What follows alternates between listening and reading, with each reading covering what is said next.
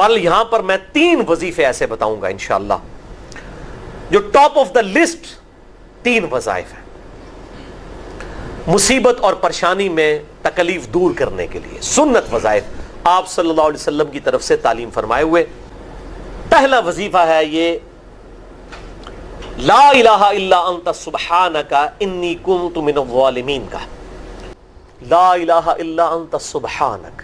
نہیں ہے کوئی معبود سوائے تیرے اور تو پاک ہے اللہ، تو غلطی کر ہی نہیں سکتا۔ انی کنت من الظالمین، بے شک میں ہی خطا کار ہوں، میں ہی ظلم کرنے والا ہوں، میں ہی غلطی کرنے والا ہوں۔ جامعہ ترمذی میں انٹرنیشنل نمبر کے مطابق 3505، مشکات میں 2292 نمبر یہ حدیث ہے، اور قرآن حکیم میں تو ہم پڑھ چکے ہیں سورۃ الانبیاء آیت نمبر 87 اور 88 میں آپ صلی اللہ علیہ وسلم نے ارشاد فرمایا کہ یونس علیہ السلام نے مچھلی کے پیٹ میں اپنے رب کو ان الفاظ کے ساتھ پکارا تھا، لا الہ الا انت سبحانک انی کنت من الظالمین، اور پھر آپ صلی اللہ علیہ وسلم نے فرمایا کہ جو کوئی شخص اپنے کسی بھی معاملے میں کسی بھی پریشانی میں اس دعا کے ذریعے اللہ کی طرف متوجہ ہو، اللہ تعالیٰ اس کی دعا کو قبول فرما لیتا ہے۔ اور قرآن میں بھی آ گیا نا کذالک ننجی المؤمنین، اور کتنا بڑا فتویٰ آیا میرے بھائیوں سورہ الصافات 143 144، فلولا انہ کان من المسبحین، اگر یونس ہمیں ان الفاظ میں ہماری تسبیح نہ کرتا للبث فی بطنہ الی یوم یبعثون، تو مچھلی کے پیٹ میں قیامت تک مچھلی کے پیٹ میں رہتا اگر اس طرح نہ ہمیں پکارتا، اس کی قبر مچھلی کا پیٹ بن جاتی۔ یعنی یہ اتنا عطاب، اور وہ دور ہو گیا اس دعا سے، بہت بڑے اسماء اعظم میں سے ہے۔ تو یہ بہترین دعا، بہترین وظیفہ، اسماء اعظم میں سے بہترین چیز، اور سب سے بڑھ کر جو میں نے بات کی کہ بہترین استغفار، اللہ سے توبہ مانگنے کا بہترین ذریعہ۔ آپ دیکھیں اللہ تعالیٰ کی کوالٹی کو کس طریقے سے انہوں نے اپنے لیے جو ہے وہ ذریعہ بنایا نجات کا۔ کہتے ہیں نا وہ کسی کے انسٹنکٹ پہ بات کرنا، کسی کی جبلت پہ، انہوں نے اللہ تبارک و تعالیٰ کی ایک خاص کوالٹی تھی جس کے ساتھ انہوں نے اللہ کی طرف دعا کی۔ وہ کیا؟ بڑی انٹلیکچوئل دعا ہے، لا الہ الا انت، اے اللہ تیرے سوا کوئی معبود نہیں ہے۔ یہ توحید کو پہلے نمبر پہ لے گئے۔ انت سبحانک، اے اللہ تو پاک ہے، تو غلطی کر ہی نہیں سکتا کیونکہ تو پاک ہے۔ انی کنت من الظالمین، میں تو انسان ہوں، میں تو غلطی کروں گا۔ اب جب اللہ تعالیٰ کو آپ اس طریقے سے کہیں گے اللہ تیرے کو تو غلطی نہیں ہوندی، میں تو بندہ آنا تو غلطی تو کراں گا، کیا زبردست انداز ہے اللہ کو پکارنے کا۔ اس پہ پھر نجات ہی ملنی تھی نا۔ اللہ تعالیٰ کی وہ کوالٹی انہوں نے ذکر کی ہے، اللہ میں تو بندہ ہوں نا تو غلطی کروں گا نا، تجھ سے تو غلطی نہیں ہونی، تو پاک ہے، غلطی تو میں نہیں کرنی ہے نا،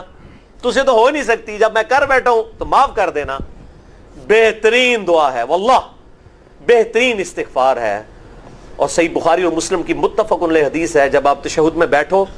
تو درود شریف کے بعد جو اپنے رب سے چاہو مانگو، اس میں یہ دعا بھی آپ اپنے اوپر لازم کریں۔ یہ اسماء اعظم میں سے ہے، اپنی دعاؤں میں اس دعا کو کریں۔ دعا کی قبولیت کے لیے یہ آپ سمجھیں اللہ تعالیٰ کی طرف سے کیٹالسٹ ہے، جسے ہم وہ کیمسٹری میں کہتے ہیں کیٹالسٹ، کیمیکل ریئیکشن کو تیز کرنے والا، یہ کیٹالسٹ ہے۔ لا الہ الا انت سبحانک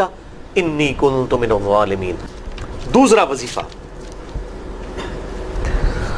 وہ بھی جامعہ ترمذی میں انٹرنیشنل نمبر کے مطابق 3524 نمبر حدیث ہے، لیکن ترمذی کا طریق جو ہے وہ ضعیف ہے۔ یہ میں پہلے بتا دوں، امام ترمذی نے ساتھ لکھا ہے یہ روایت کمزور ہے، لیکن ضروری نہیں ہوتی کہ روایت اگر ترمذی میں کمزور ہے تو کہیں اور وہ روایت صحیح نہیں موجود ہے۔ اس کی صحیح سند المستدرک للحاکم میں انٹرنیشنل نمبر کے مطابق 1862 نمبر موجود ہے، اور سنن نسائی الکبریٰ میں 10492 نمبر ہے، اور مشکات میں بھی 2454 نمبر حدیث ہے انٹرنیشنل نمبر کے مطابق۔ تو صحیح سند المستدرک للحاکم اور سنن نسائی الکبریٰ کے اندر موجود ہے، اور وہ وظیفہ ہے انس ابن مالک کہتے ہیں اور سعد ابن ابی وقاص کہتے ہیں رضی اللہ تعالی عنہما وعلیہم السلام کہ آپ صلی اللہ علیہ وسلم کو جب کبھی کوئی تکلیف یا پریشانی پہنچتی تو آپ صلی اللہ علیہ وآلہ وسلم ہمیشہ ان الفاظ میں اپنے رب کو پکارا کرتے ہیں۔ یا حی یا قیوم برحمتک استغیث، اے خود سے زندہ ہر چیز کو تھامنے والے، میں تیری رحمت کے ساتھ تیری مدد کا سوال کرتا ہوں۔ استغیث بولیں گے نا الف کے ساتھ، حمزہ کے ساتھ، تو یہ سنگولر کا صیغہ ہوگا، اور اگر ہم بولیں گے نستغیث نون کے ساتھ تو یہ جمع کا صیغہ بن جائے گا۔ کتنی بہترین دعا ہے، اے خود سے زندہ ہر چیز کو تھامنے والے، میں تیری رحمت کے ساتھ تیری مدد کا سوال کرتا ہوں۔ تو یہ بھی اسماء اعظم میں سے ہے۔ بہرحال یہ دوسرا وظیفہ ہو گیا۔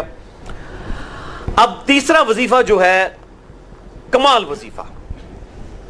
صحیح بخاری میں موجود ہے، انٹرنیشنل نمبر کے مطابق 4563 نمبر۔ ابن عباس رضی اللہ تعالی عنہما کہتے ہیں وعلیہم السلام، وہ کہتے ہیں کہ سیدنا ابراہیم علیہ السلام کو جب آگ میں پھینک رہے تھے نا، تو ابراہیم علیہ السلام نے اس وقت کہا تھا حسبنا اللہ ونعم الوکیل، ہم نے اللہ ہی پر بھروسہ کیا اور وہی بہتر کارساز ہے۔ اور تمہارے نبی صلی اللہ علیہ وسلم کو بھی جب مصیبت اور پریشانی آتی تھی وہ بھی پڑھا کرتے تھے حسبنا اللہ ونعم الوکیل، ہم نے اللہ ہی پر بھروسہ کیا اور وہی بہتر کارساز ہے۔ اس کے اندر وہ شعر جو بنا دیا نا، نعم المولا و نعم النصیر، ویسے الگ سے آیت ہے، الگ سے آیت ہے، لیکن یہ شعر نہیں بنانا، بس اتنا ہی وظیفہ ہے، حسبنا اللہ و نعم الوکیل۔ اور یہ جو انہوں نے کہا کہ نبی صلی اللہ علیہ وسلم بھی یہ کہتے تھے، اس کا ذکر الحمدللہ قرآن میں بھی موجود ہے، اس سے بھی بڑھ کر سورہ آل عمران کی 173 نمبر آیت میں ہے کہ جب نبی صلی اللہ علیہ وسلم اور اہل ایمان کو یہ خبر پہنچی کہ کافر ان کے خلاف سازشیں کر رہے ہیں، تو نبی اور اہل ایمان نے پکارا حسبنا اللہ و نعم الوکیل۔ تو حسبنا اللہ و نعم الوکیل قرآن کی آیت بھی ہے، اور یہ ہے وہ آیت، وظیفہ قرآن میں آیا ہوا ہے، یہ آل عمران 173 اور صحیح بخاری 4563۔ اور مجھے بڑا وجد آیا کہ ابراہیم علیہ السلام کو جب آگ میں پھینکنے لگے تھے، انہوں نے اس وقت اللہ کو ان الفاظ کے ساتھ پکارا حسبنا اللہ و نعم الوکیل۔ اچھا، یہ جتنے بھی وظیفے ہیں نا میرے بھائیوں، ان کا فائدہ اسی وقت ہے جب آپ کو ترجمہ بھی ان کا آتا ہوگا، ورنہ آپ روزانہ جتنی مرضی تسبیح کھینچتے رہے کوئی فرق نہیں پڑے گا۔ اس لیے میرا ایک پرسنل مشورہ ہے کہ جب بھی یہ وظیفے پڑھیں نا آپ، اردو ترجمہ بے شک آتا بھی ہونا، ایک دفعہ اپنی زبان میں اس کو ریپیٹ کریں، یعنی آپ پڑھیں حسبنا اللہ و نعم الوکیل، میں نے اللہ ہی پر بھروسہ کیا اور وہی بہتر کارساز ہے۔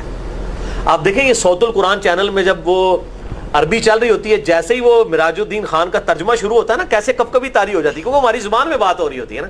عربی ایویں تو نہیں قیام اللیل میں رو رہے ہوتے، ان کی زبان میں بات ہو رہی ہوتی ہے، اپنی زبان کا اثر ہوتا ہے۔ اسی طریقے سے آپ لا الہ الا انت سبحانک انی کنت من الظالمین،